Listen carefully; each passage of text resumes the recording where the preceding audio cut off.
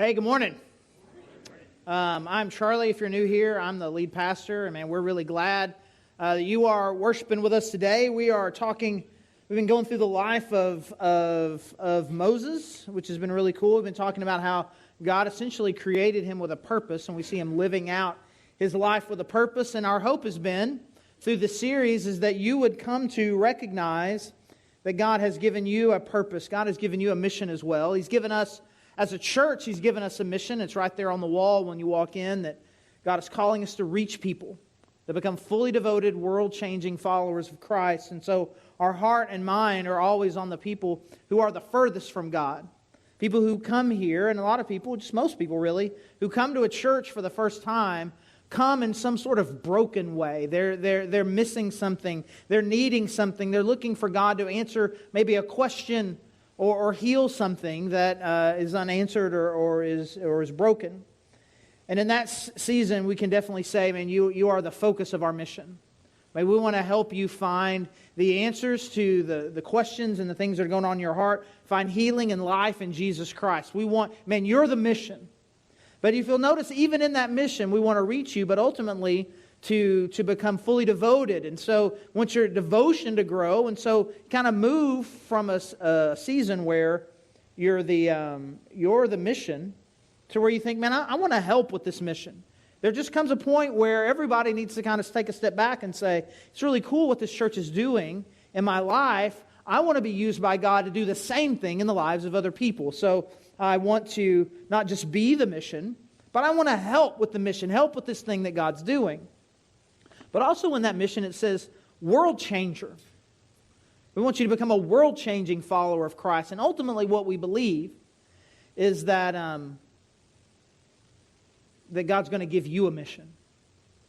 That it's not just simply that you're the mission and that you're going to help us with our mission, but that God's going to give you a mission, and through that mission, He's going to use you to change the world in a significant way. And what we've been doing over the course of this week, so we just kind of highlighted a few people, a few ministries that people have been involved in, where they kind of come here and find mission, find this kind of purpose.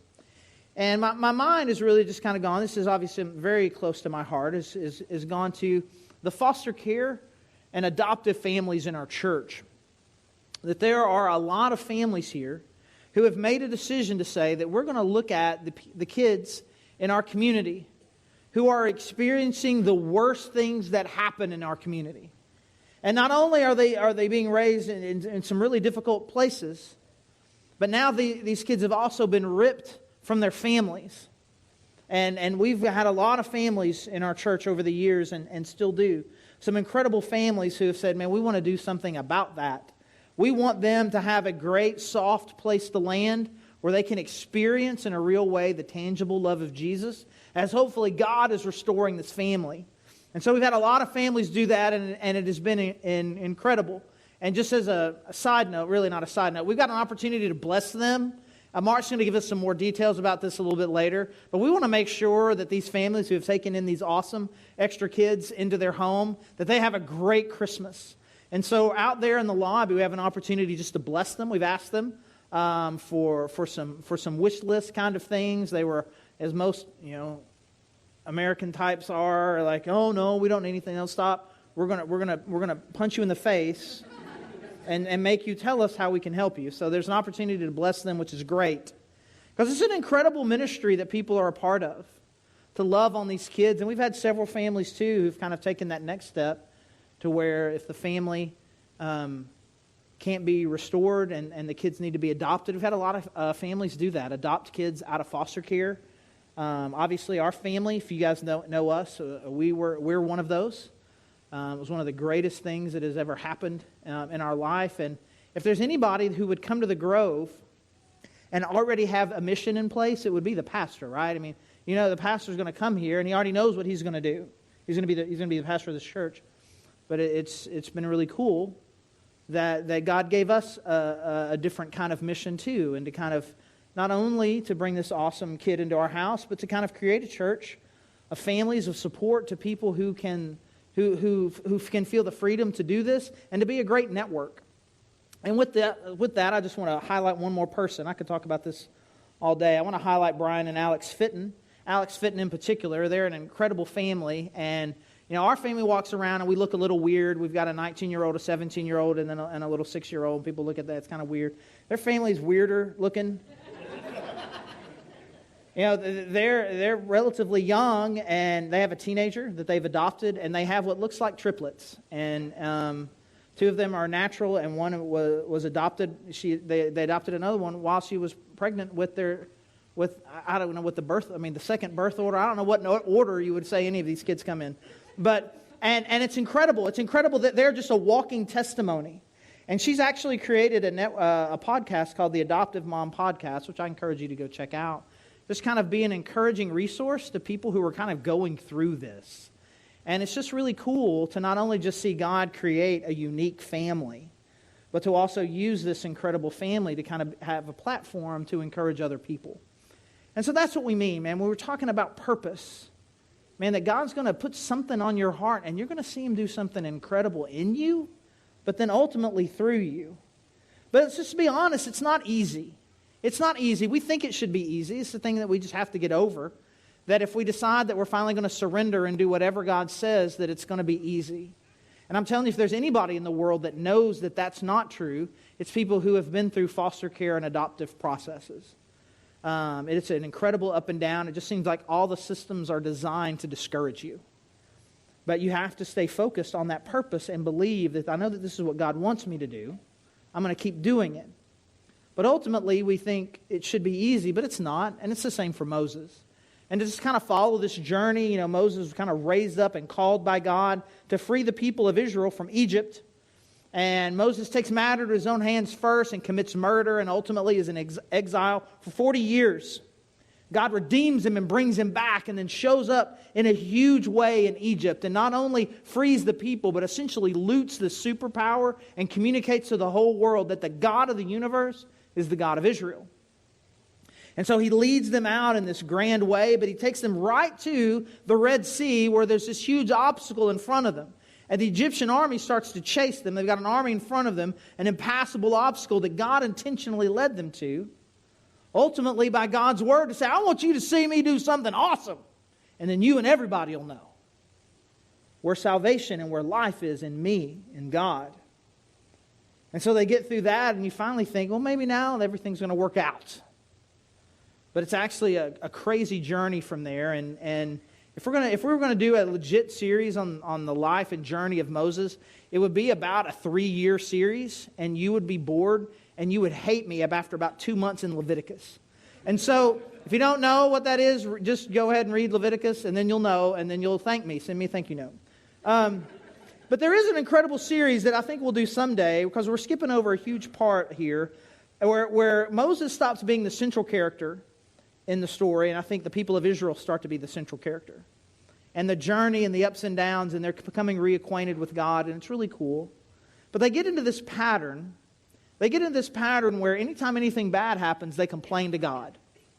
Even though God has shown up in huge ways and do these awesome things consistently, anytime something bad might happen, or just might happen, or we think it could happen, they just start complaining big time.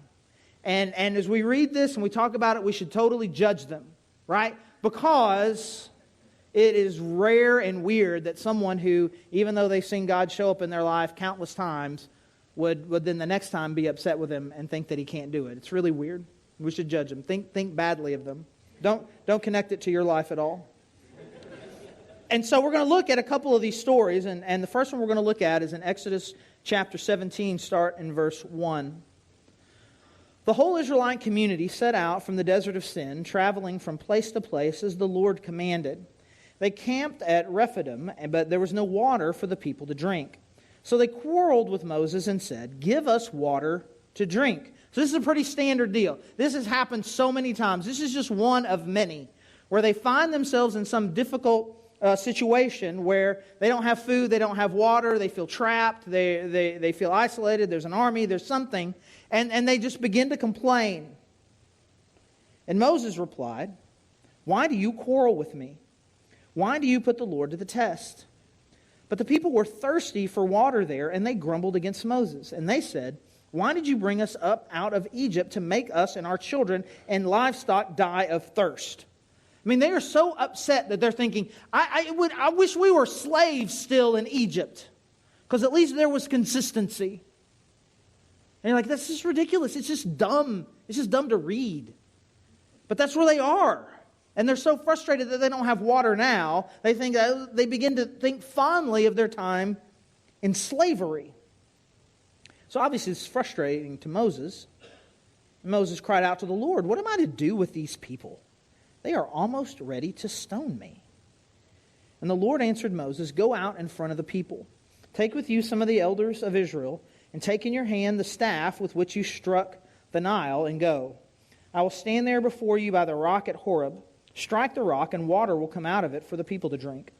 So Moses did this in the sight of the elders of Israel. And he called the place Massah and Meribah, because the Israelites quarreled, and because they tested the Lord, saying, is the Lord among us or not? And so this is a pretty normal cycle. So if we ever do this series, we kind of look at the Israelites, we'll kind of look at this cycle that they get into, where something happens, they complain, Moses kind of advocates on their behalf to God. God shows up in a huge way, and everything's fine all the way up until the next time something bad happens.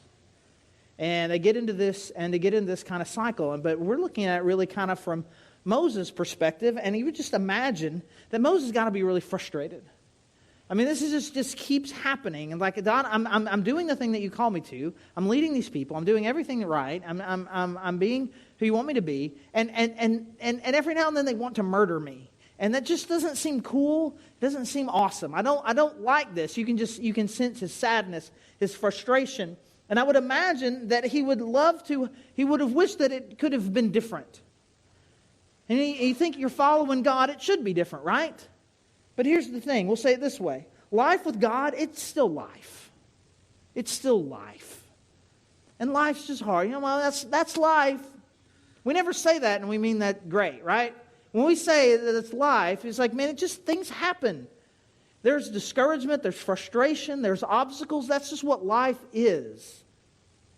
It's a journey, and that journey often has twists and turns in it that we wish weren't there.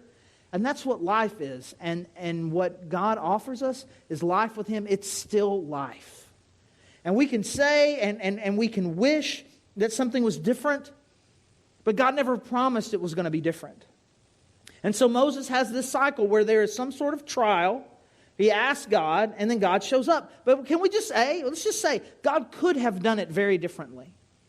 God could have made sure that there was always water. God has the ability to get water coming out of a rock. He could have, before they got there, already made sure that water was coming out that rock. Right? They would have gotten there, hey, look, there's no water here. Well, look, there's water coming out of this rock. And there would have been a worship service, and God would have gotten glory, how cool it is. Water's coming out of that rock. It would have been a really cool moment, and God could have done that. He could have preemptively handled the problem, but He didn't. He also could have given Moses a bit of a heads up. Hey, Moses, we're about to come to this place. There's not going to be any water, and they are just going to whine and complain and fuss, because that's what they do. They're going to get mad at me. They're going to get mad at you, but it's okay. It's going to be fine. I've got a plan. It's going to be you and a rock and a stick and water, and it's going to be great. I just wanted to give you a heads up. It doesn't do that either. I mean, it's just kind of this overwhelming thing where suddenly they don't have any water, and suddenly the people are ready to kill Moses because he's not being a very good leader. When in fact he's being a great leader. But people are hurting him. And God could have done something about it, but He didn't. But here's the thing. It would seem that God is more interested in the journey than the destination. It would seem that getting to this place, this promised land, as quickly and as incident-free as possible is not God's agenda. It seems like it doesn't matter to Him at all. And can I just be honest? It frustrates me. This story frustrates me. All stories like this frustrate me because I'm a destination guy and I'm an efficiency guy. Oh, cool, there's a 3-hour delay in the airport. More time to hang out and talk. No. We gotta get there. I start getting frustrated at the first time that says the flight's delayed. Yeah, you're supposed to leave at 4:27. You see that thing says 4:33 now? How many more times are we going to get delayed? I think it's frustrating to me, especially if there's something that you could do about it. I mean, you do something about it. And God could do something about it, and He is actively choosing not to. Because He cares more about the journey. He cares more about the relationship that He's building with Moses in the journey than He cares about how quickly and efficiently He can get him there. But that's so frustrating. It's so inefficient. Like, just get there. We've got things to do. We're on a job here, and the job is to get from here to there. Let's just do the job. We're supposed to be doing something. And God's like, I am doing something. And the something I'm doing is the something I'm doing in you. That's the thing we're doing. And He seems infinitely more interested in developing and changing and shaping the hearts of Moses and these people than He is in achieving the goal. And there has to be, I think, a huge shift in our mindset. We're going to have to adjust our perspective to that. That God is way more interested in what He's doing in me than getting me to the place that I think that I want to go, or even the place that I know He wants me to go. He seems way more interested in what He's doing in me. So again, that was just one story. And there's one that's just like it. Just like it. In Numbers chapter 20. We fast forward here several years. We move ahead 2 books from Exodus way past Leviticus. Skip it all together, right into Numbers. Numbers chapter 20, verse 2. Now, there was no water for the community, and the people gathered in opposition to Moses and Aaron. That sounds very familiar, right? We just talked about that. They quarreled with Moses and said, if only we had died when our brothers fell dead before the Lord. Why did you bring the Lord's community into this wilderness that we and our livestock should die here?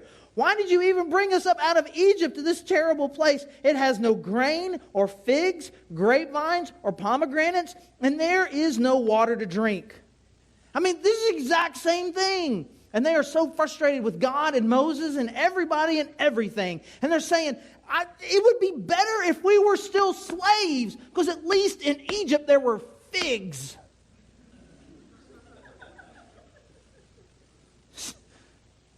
Seriously? Figs? I don't care how much great figs are, even in Newton form.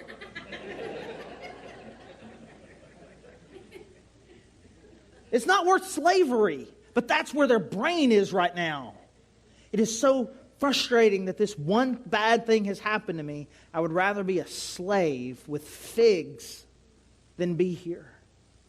And this has been happening over and over and over again. And God has shown up over and over again. He's already done the water thing once. One time He brought in literally hundreds of thousands of quail for them to eat. He makes this magical bread stuff up here on the grass every day. And their lives are just constant provision and constant miracles. And here they still are in this same place. And Moses and Aaron, they're so frustrated.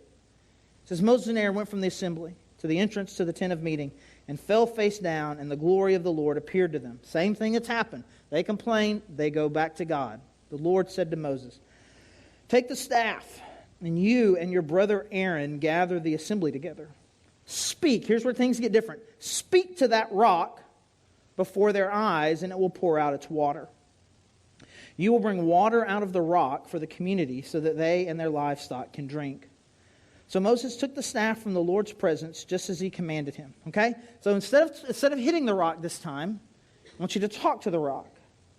So Moses takes the staff, and he and Aaron gathered the assembly together in front of the rock, and Moses said to them, this is important, this kind of quote. He said to them, listen, you rebels, must we bring you water out of this rock? I'm imagining this is edited. I just imagine it. I just imagine Joshua's kind of the scribe. He's writing this down. He's like, I don't think I'm gonna write that down. I'm just gonna paraphrase. You rebels. We'll just write rebels down here. I mean, do we have to do this again? Must we bring you water out of this rock? Then Moses raised his arm and struck the rock twice with his staff. Not talked to it. He hit it. He hit it twice. Water gushed out, and the community and their livestock drank.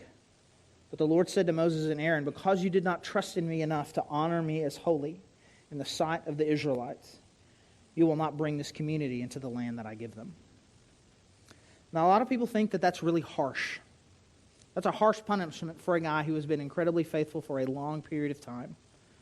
That after being as faithful as he had for so long, that ultimately this one sin would ultimately keep him from being able to take them all the way to the destination. And that's just kind of a thing. If this were a different group, man, this passage preaches well at leadership deals, pastors' conferences, because it really kind of helps us understand, man, the larger your platform and the more people that God's called you to influence, man, He's going to hold you to a higher standard. That's important to know, and you just kind of have to take that. But that's not what we're talking about today. We're really just kind of talking more about the heart of Moses, and we really want to figure out, man, what is it? Not whether or not God should have done that, but how did Moses get there? How did he get to this point to where, rather than following what God said and doing what God said to do, he kind of did his own thing? And ultimately it was rebellion, and God took it that way and ultimately punished him relatively severely for it. How do we prevent that? How do we prevent this thing from happening to us? So there's a couple things, and the first one is this, is that we don't want to let success minimize God. Don't let success minimize God. Because, man, let's just say that Moses and that staff, they'd seen a lot. That thing had become a snake, and that snake had eaten other people's staffs that had turned to snakes. It had turned the Nile River into blood. It had parted the Red Sea. It had smacked a rock before, and water had come out. When he holds it up like this, I mean, God is giving their troops victory when they've gone to war. That staff has done a lot. Moses and that staff have accomplished quite a lot over the years. And I believe that part of what Moses' problem is that he began to think about that. He began to think that really what was causing all of this stuff is Moses and his staff. Me and this stick, we can do a lot. And because he had seen success so often, he begins to get confused about where success comes from. And you hear that in the thing that he says. We're going to come back to this a couple times. Let's go back to it again. Verse 10, Numbers chapter 20. Listen, you rebels, must who? We bring you water from the rock. Moses not once in his life has brought water out of a rock. Not one time. He was there. He was somewhat involved. But Moses never has ever done that and never could. But yeah, that's what he's saying. The focus begins to return to him. And I think this happens to us. There are some of us that would say that I struggle to stay close to God when things are bad.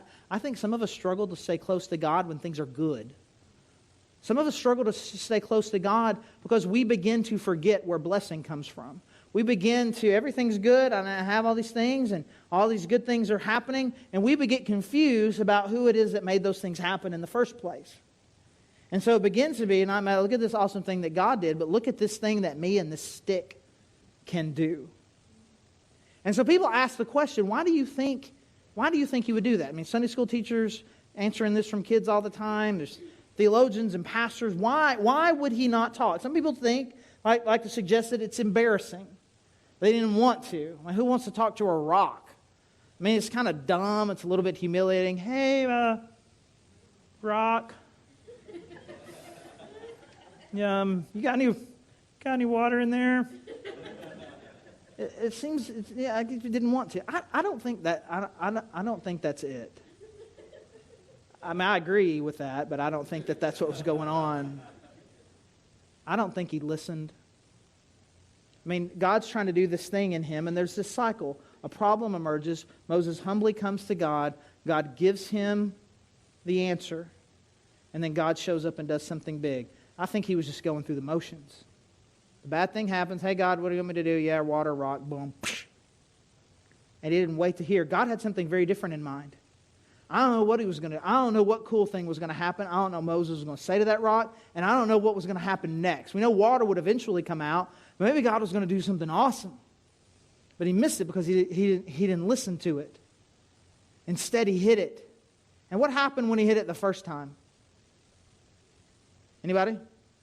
Nothing. And I think there's a moment of mercy and grace there from God. Hey, well, I got to get you more water. Boom. That's not what I said, buddy. Boom. And water came out. Another instance of grace. We'll talk about this at the very end, but God could have humiliated Moses in that moment. He chose not to. And water came out. And then, because, the Israelites didn't know what God had told them. And so he let his success. Like, this is about me. But it was never about him. It was always about God. And so his success, the good things that had happened, it allowed him to minimize God. But let's just look at that verse one more time. Because this is where all everything is, right here in this verse 10. He and Aaron gathered the assembly together in front of the rock, and Moses said to them, "Listen, you rebels. Must we bring you water out of this rock?" Just the frustration, the anger, the bitterness from what had been years and years and years of rebellion and pushback. It got the best of him. And we'll say this: don't let frustration derail you from your purpose. Just don't. I'm telling you, it doesn't really matter what it is that God is calling you to. If it matters, it's going to be hard. It just is. Things that matter are hard. I mean, talking about people in foster care, people who've tried to adopt. Man, there's some things that happen along the way. It just feels like everything's against you sometimes. And there's so many ups and downs. And you can't let it, like, man, God is calling us to love these kids. And we're going to love these kids no matter what this system is, no matter what's happening in this kid. The kid is frustrating. The family is frustrating. The system is frustrating. It's all frustrating. But it's the kid. It's the kid. I mean, the complaining was overwhelming. They were ungrateful, and they didn't like Moses, and they always wanted to kill him. But what was the point of it? I'm trying to get these people to this perfect place that God has set aside for them. And they need to know and get reacquainted with God. And God's trying to do something in my heart and in their heart. But in that moment, he's like, I'm so frustrated with them and me and God and everybody. And I am just so angry, I'm going to beat this rock with a stick. You ever been that angry? I just want to beat this rock with a stick. My bad application from this passage is I need a rock and a stick. I'm just going to beat this rock until water comes out. That is a high level of frustration right there. Water don't come out of rocks. Not unless God says he's going to do it, but he's so mad, he didn't care. I am so angry. I am so frustrated that I have ended up here in this place. And it derailed him from the big thing that God was trying to do in his life. And ultimately it cost him. It cost him being able to see it all the way through. And too many of us, man, we give up. Because it's not going well. It's not going quickly enough. Because the people that we're trying to help don't get it. Because the people that we're not trying to help are opposing us. Or whatever it is. Whatever the things that are going on around us, the journey is too hard, and we quit and we give up, and we miss out on the big payoff of what God is trying to do in you and through you. So here's the thing. We want you to find your purpose, but I'm not promising you anything other than a hard journey and a big payoff. And we cannot be the people who quit when the journey is hard, when the payoff is just right there. God is going to do something amazing through you if we'll let him. And again, we see in this story not just a failure on Moses' part in God's judgment, but a beautiful picture of grace, of the forgiveness and love of God. Because again, that story could have gone a different way. Hit the rock once, nothing happens. Hit the rock twice, down goes Moses. Zappy zap. Right? Or no water comes out, right? Any number of things God did. I'm still going to provide water, and I'm not going to embarrass you in front of the people. That was actually really kind. That could have gone a lot of different ways.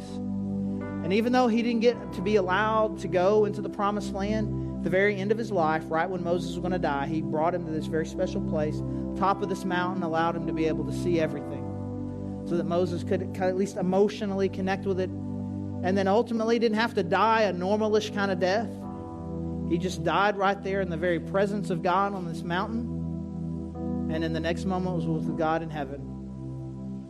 And just a loving picture of the care and appreciation and value that God had for Moses, even though he'd had this. And so some of us, man, we may feel like that our failure has disqualified us in some way. And I want to make sure we talked about this when Moses killed the dude. We talk about it again now that Moses is angrily smacking rocks. God's redemption, His healing, His forgiveness is always available. And so for some of you, this is going to be a first. It'll be a first for you to embrace the forgiveness that God is offering all of us through His Son Jesus. His Son Jesus came and showed us even more clearly what it means to live and to follow God, and ultimately died for us so that we could be forgiven of all the things that we've done as a payment for our sin. And ultimately that forgiveness and grace is being extended by God to you. And if you've never experienced it, I encourage you to make it today the day that you do.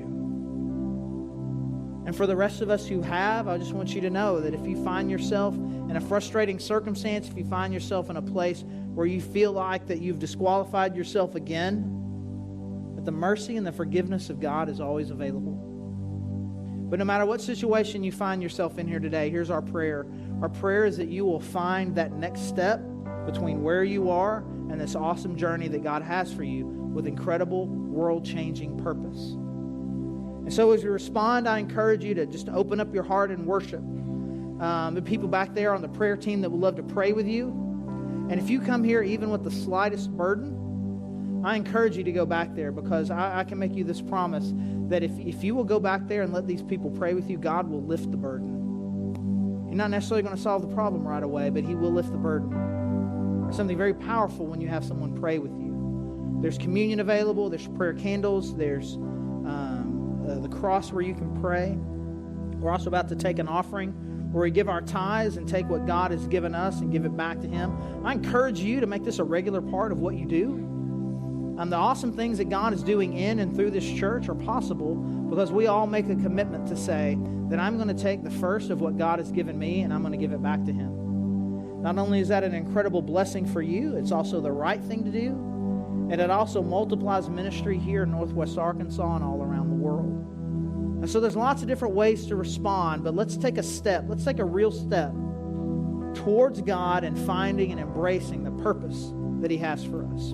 Let's pray.